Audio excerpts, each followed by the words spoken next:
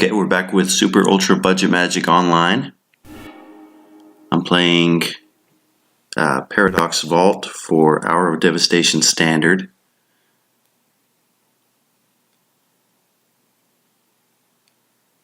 Looks like I've got a deck here that, or a deal here that I can work with. I'm happy to see a little bit of ramp in my deck.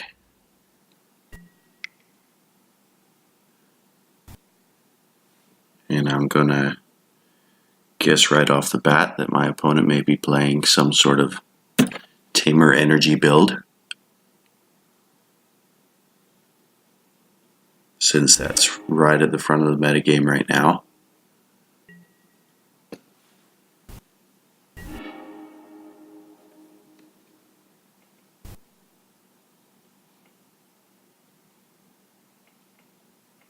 Go ahead and put out our Bloodlust Insider to start and leave my opponent wondering what could possibly be going on.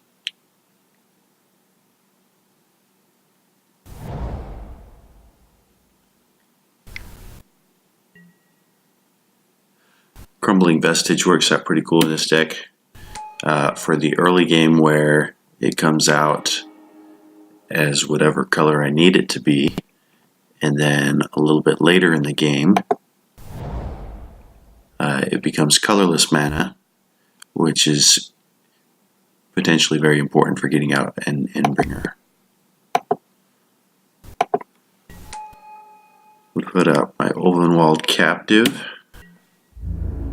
That'll give me a little bit of ramp, and this next turn I may be able to get my Oracle's Vault out, unless they have a way to remove my captive.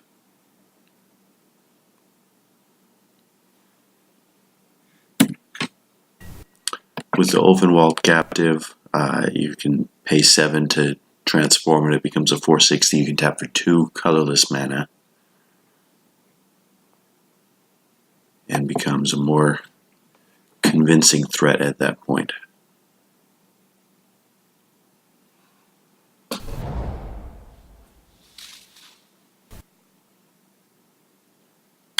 The game plan with this deck is a little risky in terms of Oracle's Vault and Paradox Engine together. Those are a couple of cards that aren't doing a whole lot right at the front end most of the time, but they can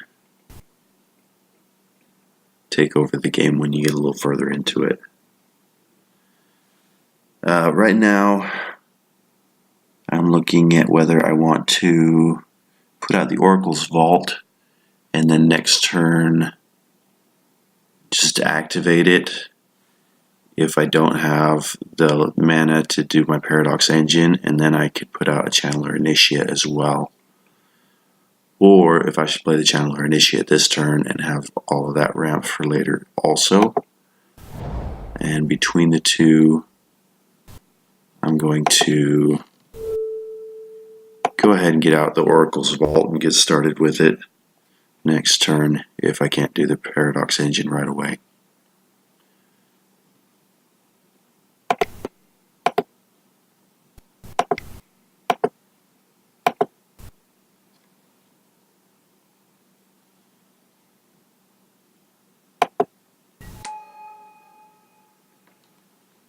And if I can do the Paradox Engine right away, I may just do that next turn also.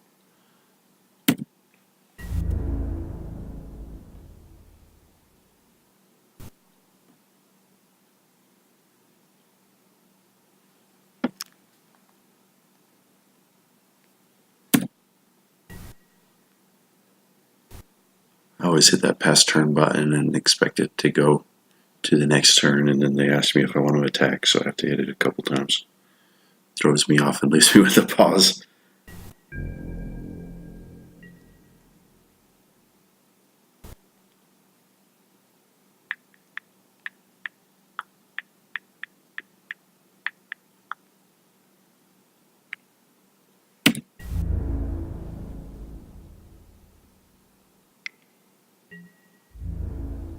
I am just going to take it.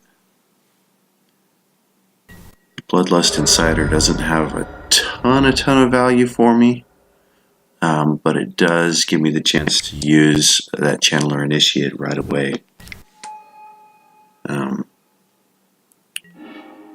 Chandra might actually be even worse against me, more damaging to me than the Glorybringer. That's not something that I'm thrilled to see on the battlefield. I do have land, so I could play the Paradox Engine here.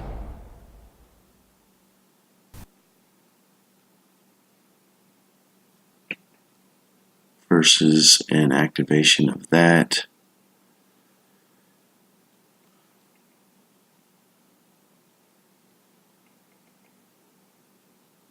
It's 5. I could activate that. That's only 4. But I can activate that. I will go ahead with my engine.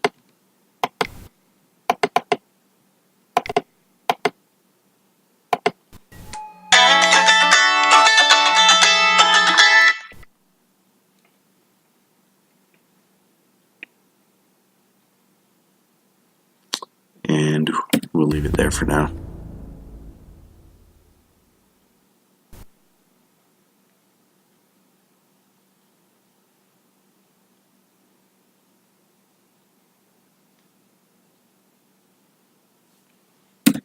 And there I go, missing that second pass turn key again.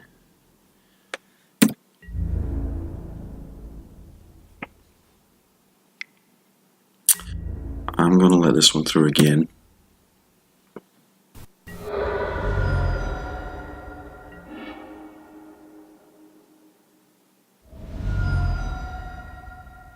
Another Chandra. They're chipping right away.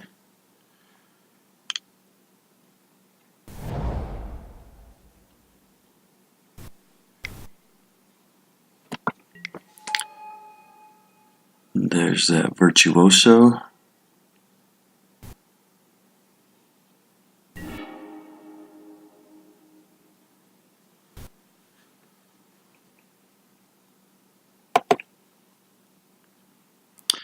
Alright, so I don't need a second Paradox Engine out right now. 1, 2, 3, 4, 5. I don't have the mana to cast my Endbringer, so this is where I will start activating the Oracle's Vault.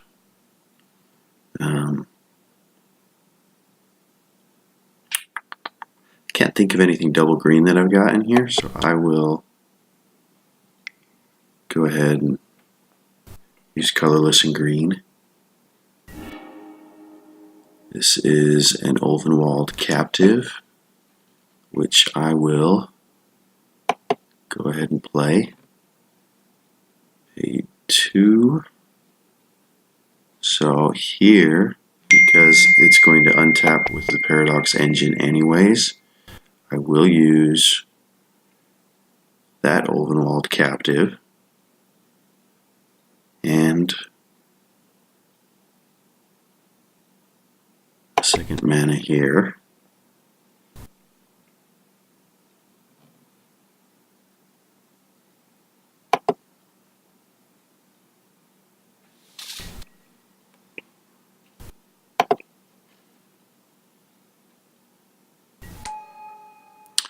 So then what I can do is tap my Bloodlust Insider to give this captive haste. And then I will activate the Oracle's Vault again. I don't believe I've played land for this turn, and there's a fair chance I'll get a land at some point with this. This is a Hedron Crawler. And I've got 2...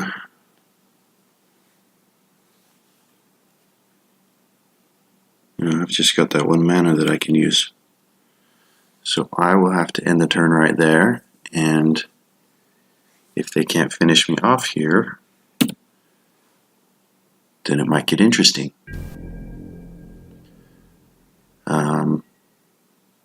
Next to finishing me off, if they can take out an Ovenwald captive or two, that would slow me down, at least partly.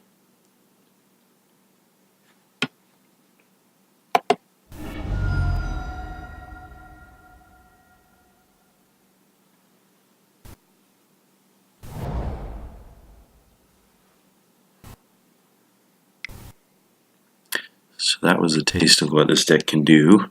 We got 2 activations of the Oracle's Vault, even paying for the first couple. We still got to pay for another activation. But we've also got a couple of inexpensive options in hand that we can use. Actually, that was a missed opportunity there. I could have still cast my Bloodlust Insider, gotten a third. That was a total miss right there. Because then I would have untapped everything with my Paradox Engine again, and I could have had a third activation. Choose blockers.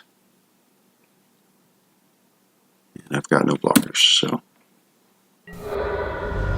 Takes me down to 3. What are the other options for Chandra here? 4 damage to creature, so I get another turn. Let's see if I can make it spicy. So here I'm going to tap my captives. Okay.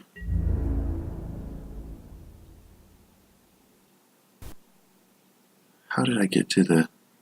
Oh, it mixes me up when it shows me the same card that I've got. I didn't want to play that one. I did want to have an attack step available to me, but...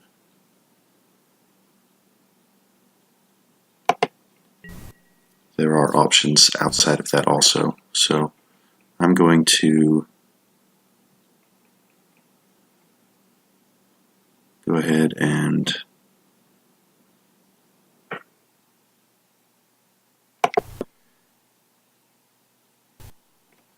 tap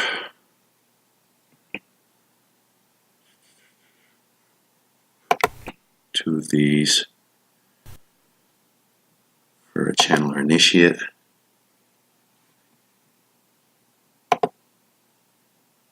And cast instance, activate abilities, okay.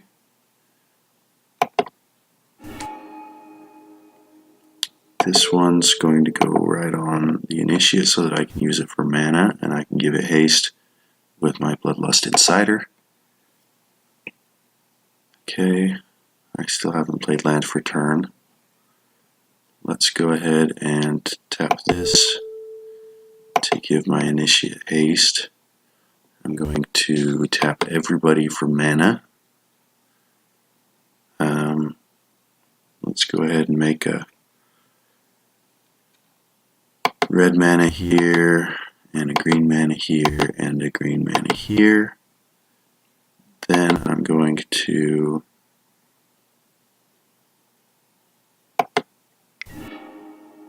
put this out and cast it for free.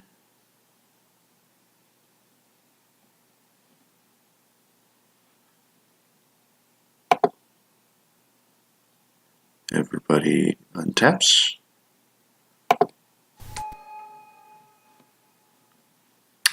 I will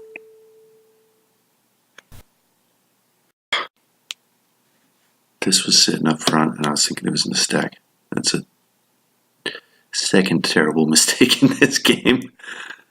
I'll go ahead and give this one haste, and I will add some more red to my mana pool, and some more green to my mana pool, and some more green. Then I will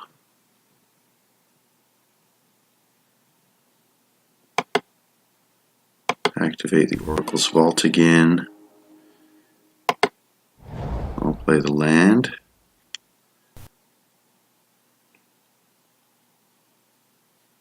And I've got a good bit of mana up. So I will go ahead and play my Endbringer.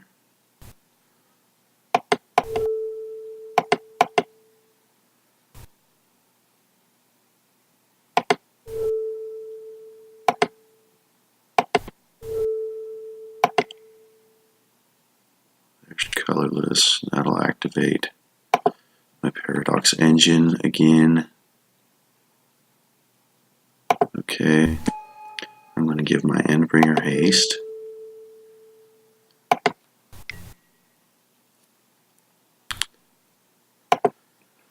And let's see if I can remember what I can do with this. 1 damage to creature or player. I've still got 42 cards in my library. I'm going to go right ahead and ping my opponent.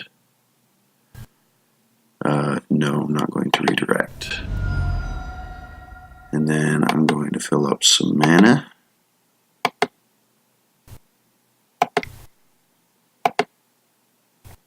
And besides red and green, I don't think I need anything else from my Channeler Initiate. So let's go ahead and activate the Oracle's Vault again. And this is a Hedron Archive, which is excellent. We'll get another couple activations here. And this is out on the battlefield. I don't have to give that one haste. Let's go ahead and fill up on mana. Green, green, colorless. And with my Endbringer, preventing him from blocking isn't going to help. So I will ping my opponent again. No, not going to redirect. And then I will activate Oracle's Vault again. Crash through. I will cast it for free. Very good. And again. Now I've got another something that I can afford to cast easily. I'll go ahead and keep giving myself mana and ping my opponent. No, I'm not redirecting. I will activate this for mana, and I will activate the Oracle's Vault again. This is, I don't know if it's going to let me play the land or not. But that's fine. I will play another Bloodlust Insider. Okay. And okay. So let's go ahead and give this Bloodlust Insider haste in case I need to double up later for whatever reason. Not sure why I would at this point, but helps to be prepared. There's certainly potential for me to clock myself with this deck, but I am on track to get him with this turn. Redirect, no. And Hedron Archive, activate. Oracle's Vault, activate. I haven't figured out yet what I'm going to put in the place of Endbringer after rotation. If you have any great ideas, feel free to let me know.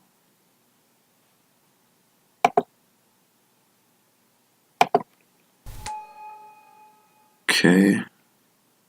Spells, activate abilities. Mana, mana, mana, mana, and ping my opponent.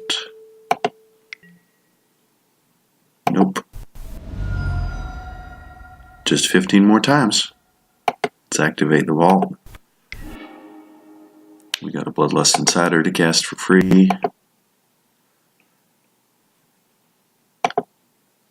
Untap everything.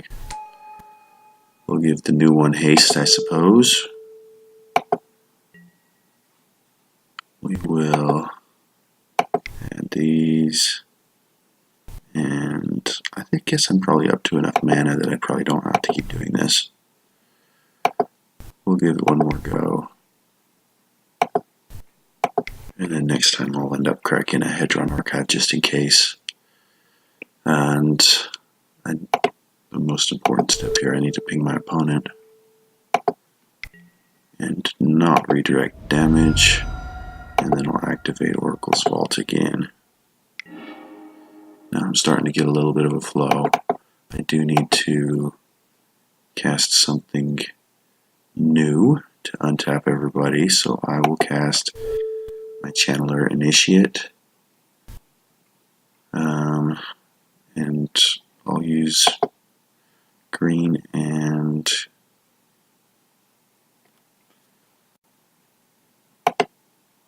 we're down to 8.5 minutes here, and I'm going to put those right on the Channeler Initiate. So I'll go ahead and give it haste. I will gotta let that stack clear. That does have haste. I will ping my opponent.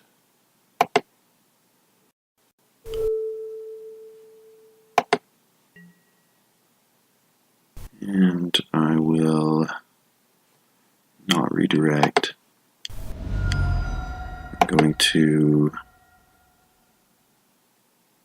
crack a Hedron Archive using colorless mana. That gives me another spell that I can cast if I don't get something to cast off of my activation here. This I can do for free.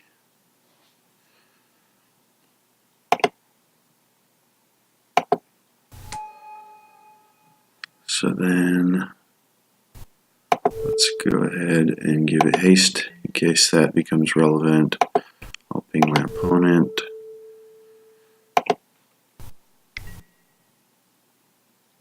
Nope. And I'll activate the vault. He's letting me go through all of this. It's good practice. It is very easy to clock yourself playing online, where if you were playing this on paper with someone, they would probably just concede the game, but he gets a chance of taking the whole match out of letting me clock myself. Gives him a chance to see the deck, which is nice. Let's ping my opponent again.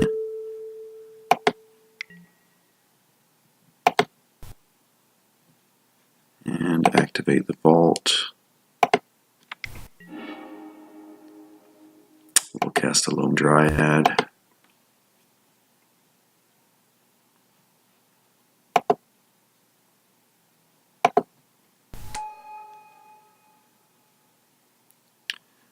And we'll give that one haste.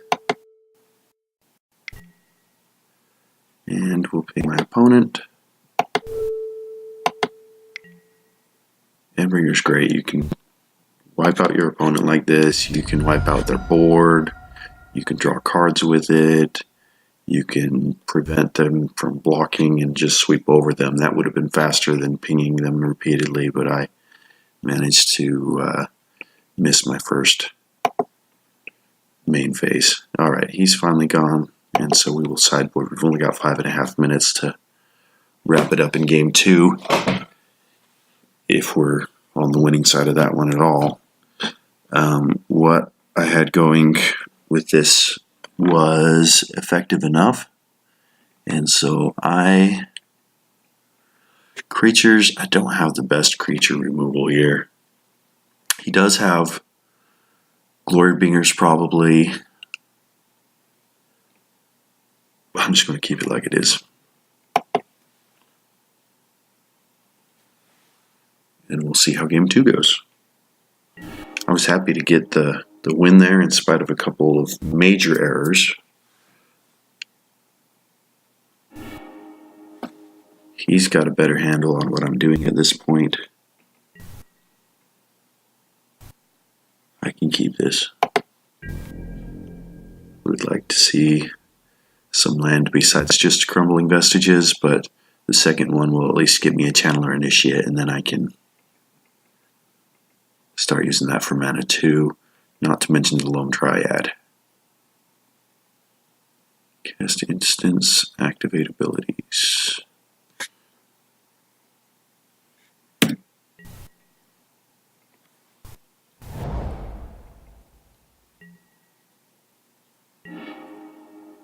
Okay, there's a Vestige. We will use this for green mana. Cast a Lone Dryad. And pass turn.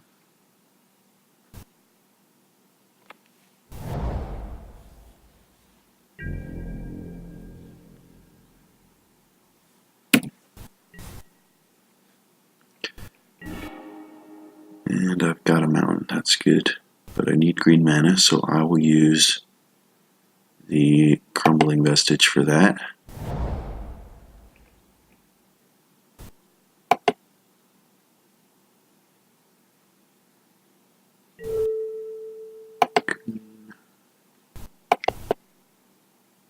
There's a Channeler Initiate. We have to specify where the -1 counters are going. That's not automatic. I'm not sure how to make that automatic. If you can explain that to me, feel free to comment in the video.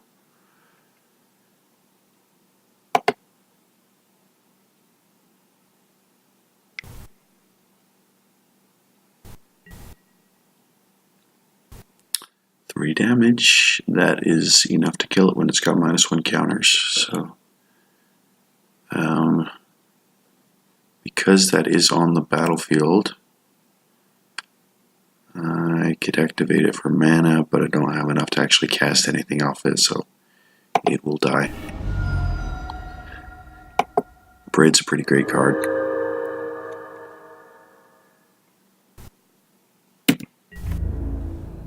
Alright, so that one does hurt me.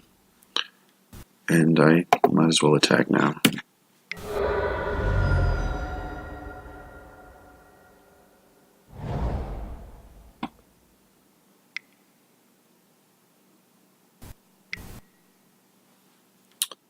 Virtuoso.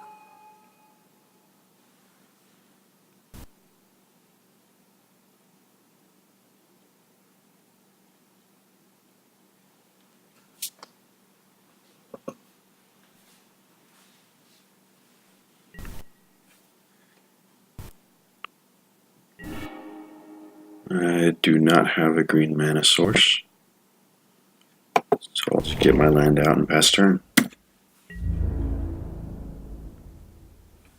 And I don't think I have enough time on the clock for a game 3, so I think that my opponent's going to take this match in spite of me having a deck that might be able to compete otherwise.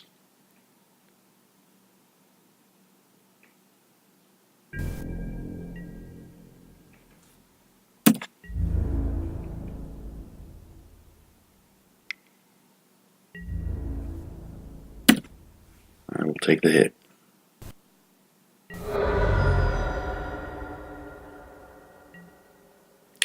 And it looks like he's got something better to do with his energy instead of making a Thopter off of it. I still don't have any green mana, and now I've run out of land. So I'll pass the turn. Up to, I expect this to take me to the attack phase, and I will go ahead and attack since he doesn't have a blocker up, and I don't want to block him because I'd rather have it for tapping for mana if needed. If I have a chance to put out my Rishkar, I can put +1 counter on the Dryad.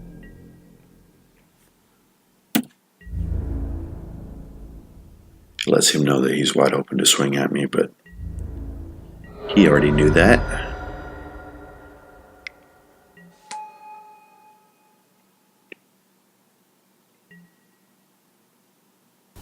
Alright.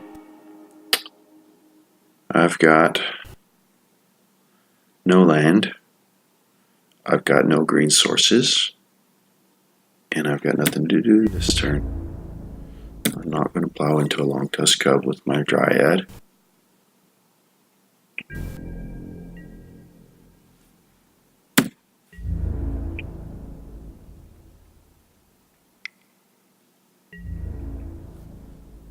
And I am going to not block. Here on turn 6, he doesn't have a whole ton of mana either, but it's enough to take care of me. A Mind Stone would be more helpful than a Hedron Archive at this point, but I don't have that option in Standard. So as far as what I'm going to discard, I've got a couple of Channeler Initiates, I've got another Lone Dryad, I've got a Paradox Engine, and I've got an Endbringer. I'm not going to be able to afford to cast 2 Endbringers in this game at the rate that I'm going.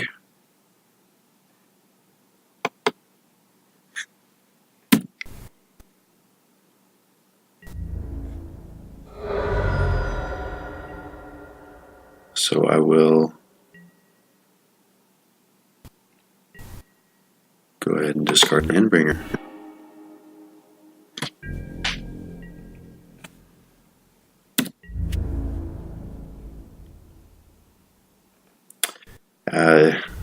With the way that I'm stuck, it's actually probably wise for me to see if I can do something in game 3.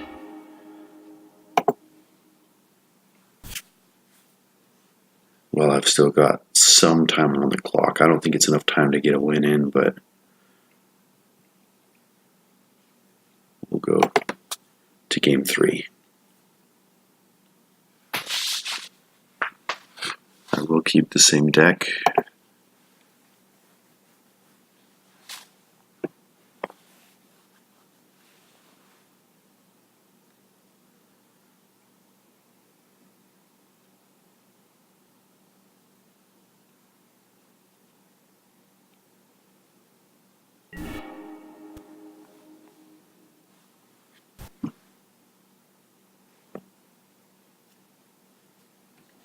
Yes, I'll play first.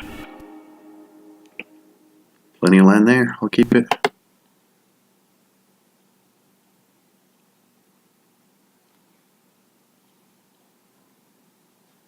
Probably more helpful to have a forest out instead of a mountain, I guess.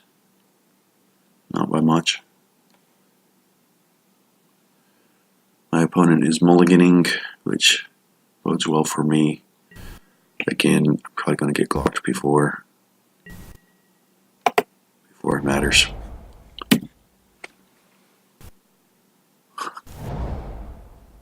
The other issue that comes up with the clock sometimes is that you'll end up trying to move quickly and miss vital points in the steps of your turn and kill yourself that way with the clock. So it is what it is, though. The idea is to make gameplay work. And I can appreciate that. I don't necessarily want to play against a deck that takes an hour to beat me. I do generally like to let my opponent play out, like my opponent here did for me. It's good to be able to practice that, and that's something that not everyone does when you're playing free games like this. This gets us up to 4, so we can put out the Oracle's Vault, and we'll have plenty of mana for the Paradox Engine too when we get to that point. He may have some a counter in this case, and he could potentially have more braids in hand and be ready for my Paradox Engine also.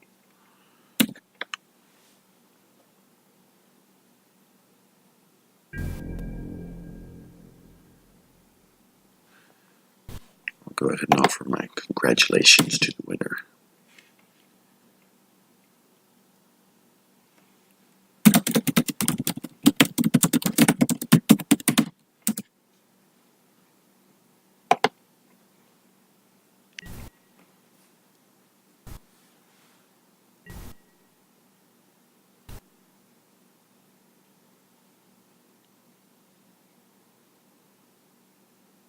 I've read articles where they talk about some mean exchanges on the chat option. I haven't experienced any of that yet,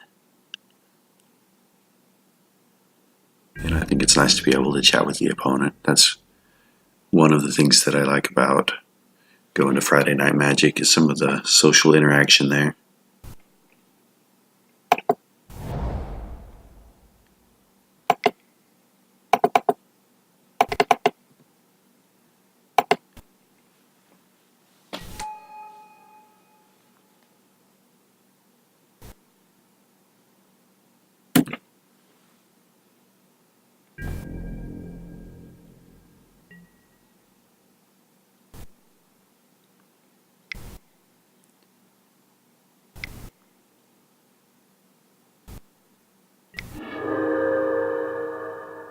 He did board in some artifact removal. Probably wise to have some artifact removal in a sideboard with the current standard format.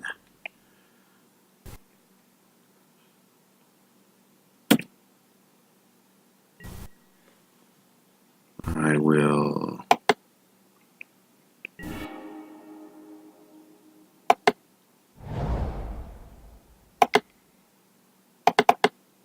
cast my Handbringer.